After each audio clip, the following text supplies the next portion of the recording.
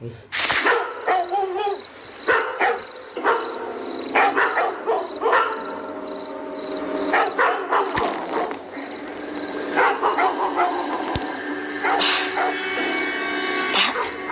Pak. Ada apa, Bu? Kok dia merinding ya? Itu pasti gara-gara suara anjing di luar. Kan sudah biasa di sini. Enggih Pak, tapi ini rasanya lain loh. Lagi pula rumah kita kan sudah dipagari gaib sama jero bening. Nggak usah takut. Nah, ayo tidur. Ngantuk. Enggih Pak.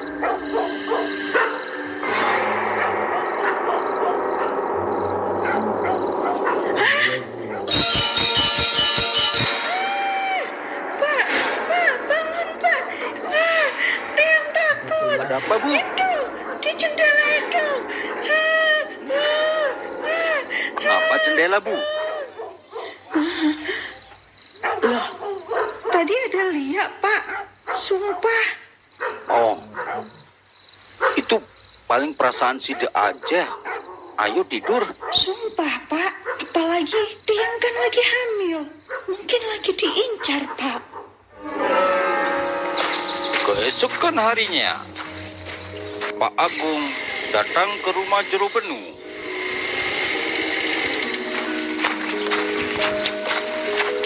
Om Swastiastu. Nggih, Swastiastu, Pak Agung. Jero bening adalah seorang balian atau tabib sakti. Ia adalah pendatang yang sudah 3 tahun ini tinggal di desa itu. Selama itu, ia sudah beberapa kali mengobati warga yang terkena gangguan gaib. Ia juga memberi jasa membuat pagar gaib rumah-rumah warga untuk melindungi dari serangan ilmu hitam. Namun suatu saat, ia sempat merantau selama 3 bulan dan baru balik ke desa sekitar setengah tahunan ini. Ini Jero, kan rumah Tiang udah dipagari gaib sama Jero. Masa masih ada liak yang bisa tembus masuk? Hah? Benar tuh Pak Agung. Tiang dah lihat, istri yang lihat. Apalagi istri lagi hamil. Tolong Jero, jangan sampai anak pertama Tiang jadi korban liak. Oke Pak Agung. Ayo ke sana. Tolong nanti siapkan canang buat sembayang. Siap Jero.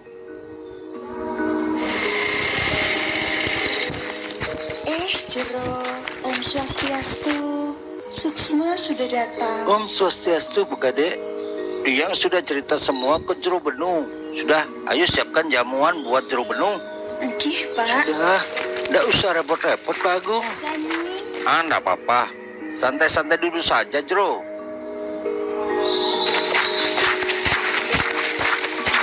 Silakan Pak Jero, Gus Agung.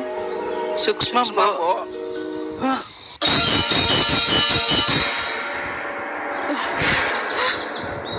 Bo, tolong siapkan canang ya. Enggih Gus, enggih. Bu Sani sudah lama ya kerja sama Pak Agung.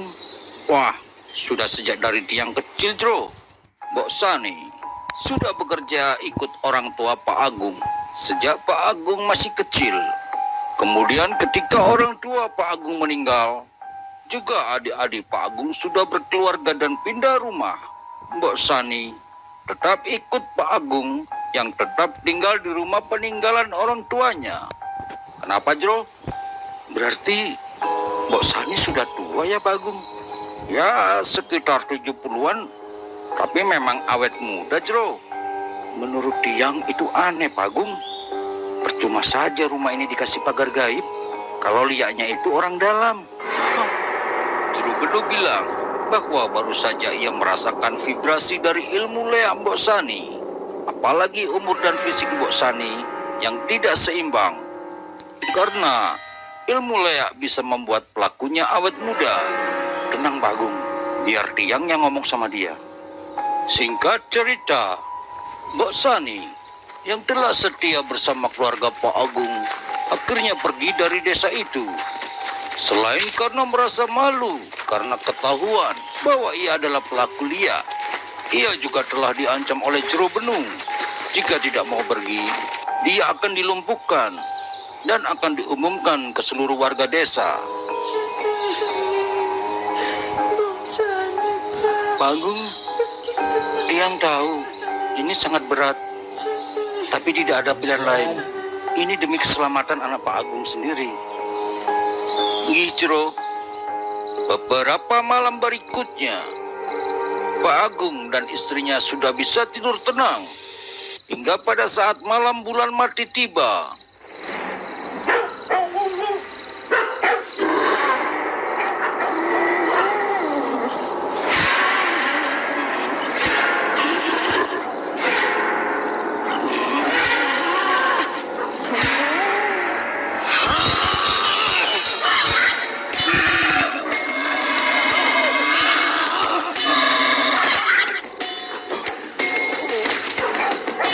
Itu Lea babi buruk.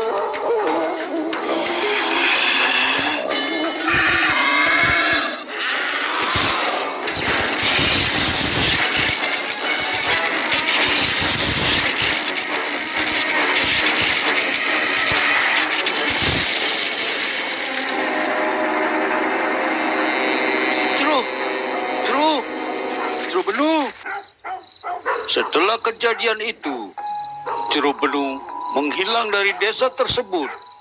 Pak Agung juga belum paham dengan apa yang terjadi. Namun yang pasti, Mbok Sani ternyata belum benar-benar pergi dari desa itu. Ia menunggu sampai saat bulan mati yang sakral itu tiba untuk menyelamatkan bayi Pak Agung dari Jero Benung yang ternyata adalah penekun layak aliran hitam.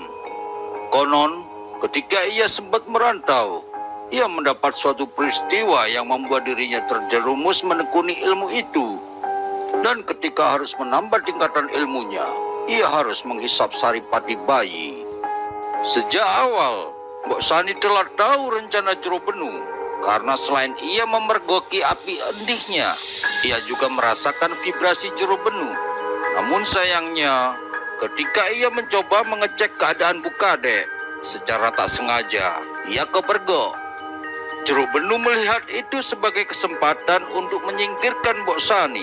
Apalagi ia mempunyai reputasi yang baik dan dipercaya di desa itu. Dia, Mbok Sani, adalah jenis yang memakan bunga untuk tetap hidup. Sebenarnya perwujudannya yang seram itu karena terbentuk dari hasratnya untuk melindungi keluarga Pak Agung. Ilmu itu juga tak pernah ia harapkan karena kejatuhan warisan dari leluhurnya.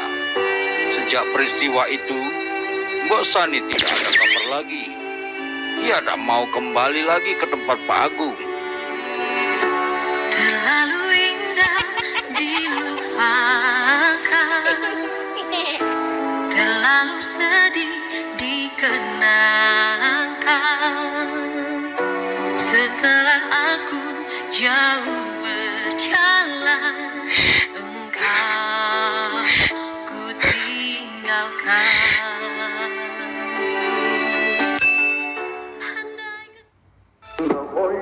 Cerita ini terjadi sekitar tahun 80-an di area pertambakan di wilayah Surabaya. Ciralu, Om Bira, Om Taib. Hore, aku menang. Aku nggak mau jaga ah. Kamu Aidir. Loh, aku kan menang. Ya wes, Kamai, ayo talah. Masa dari tadi aku terus yang jaga? Ya gak gelem tak bogem lo. Ya wes lah. Wis maghrib, pulang saja yuk. Nanti aku dimarahin ibuku. Halah, sekali iki aja. Habis itu kita pulang. Iya. Ya wes lah. Siji, loro, telu. Dirman memang seringkali dikerjai oleh kedua temannya, Romi dan Pri. Meski begitu, ia masih saja suka bermain dengan mereka. Sudah belum? Sudah.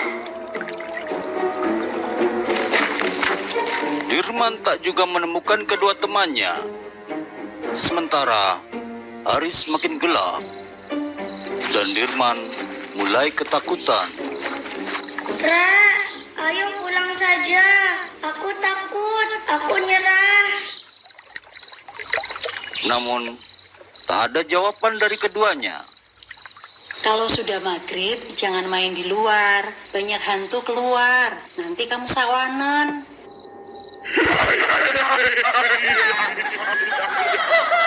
Dirman yang teringat akan nasihat ibunya bertambah ketakutan. Ia segera lari. Namun aneh, ia merasa tersesat. Mungkin karena takut dan bingung. Ditambah gelap sudah mengepungnya. Ibu, aku takut. Oh, itu mereka. Ri, Ram. Hahaha, berhasil juga kita ngerjain Dirman. Pasti dia sekarang ketakutan di tambak-tambak sana. Ya, kita tunggu besok saja cerita dari dia. Aku pulang ah. Ya wes, aku juga. Dah. Ram. Ri. Loh, hah? Itu kan Ayo tidur, sudah malam. Nanti kamu didatangi Weltuk loh. Weltu itu apa, Pak? Weltuk itu hantu yang biasanya cari makan di tambak sana. Mereka seperti anak-anak kecil. Tapi kalau didekati wajahnya tuh kayak tengkorak. Dan di kepalanya ada apinya. Kalau kamu nggak segera tidur, kamu nanti dibawa ke tambak loh. Ih, serem. Iya, Pak. Aku tidur. Dirman langsung teringat akan cerita bapaknya. Dan itu membuatnya ingin segera berlari. Namun, ia merasa seluruh badannya lemas. Kemudian, tak sadarkan diri. Dua Weltuk yang sebelumnya kaget, kini merasa kasihan. Kemudian Weltuk yang bertanduk, yang merupakan rajanya, meminta anak buahnya membantu menyadarkan Dirman dengan cara memberikan makanan dari hasil masakan di tungku yang ada di kepala mereka.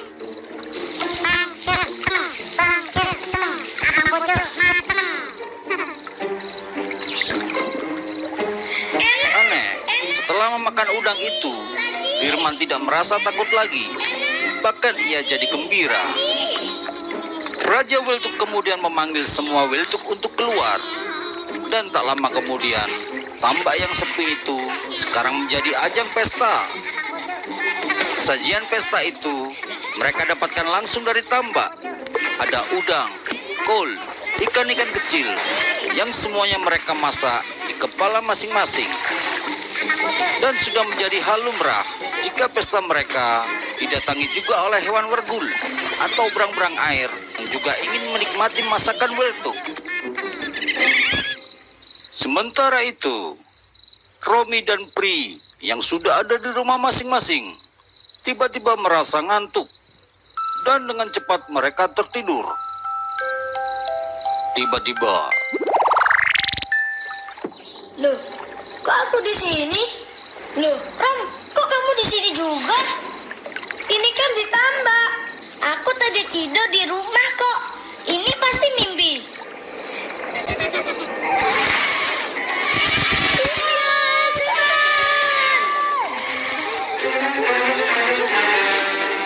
Ini pasti mimpi, Ram. Bukan, ini nyata sekali, Pri. Aduh, Ram, jangan tinggal aku. Aduh, sakit. Ini bukan mimpi.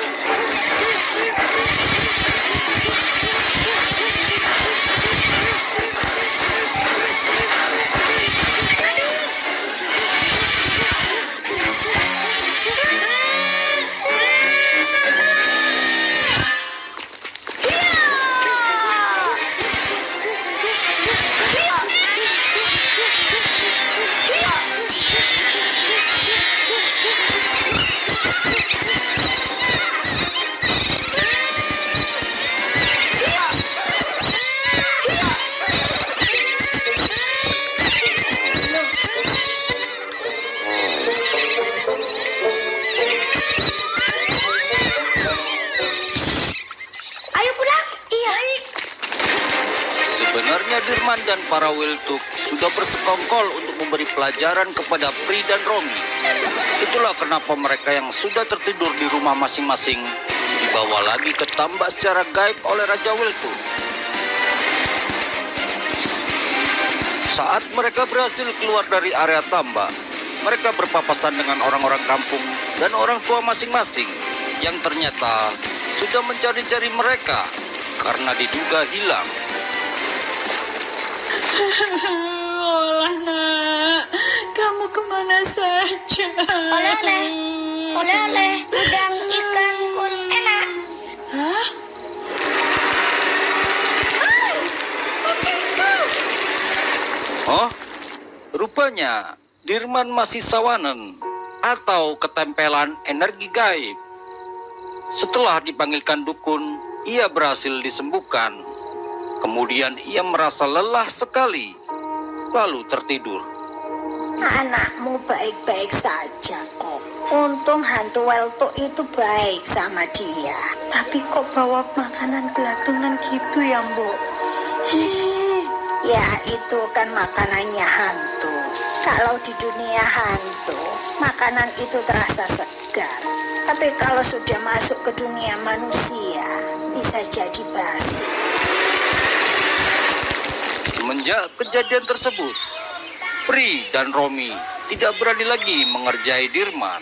Bahkan mereka nampak hormat kepadanya karena Dirman dianggap sebagai pahlawan yang telah menolong mereka. Tamat. Yeah.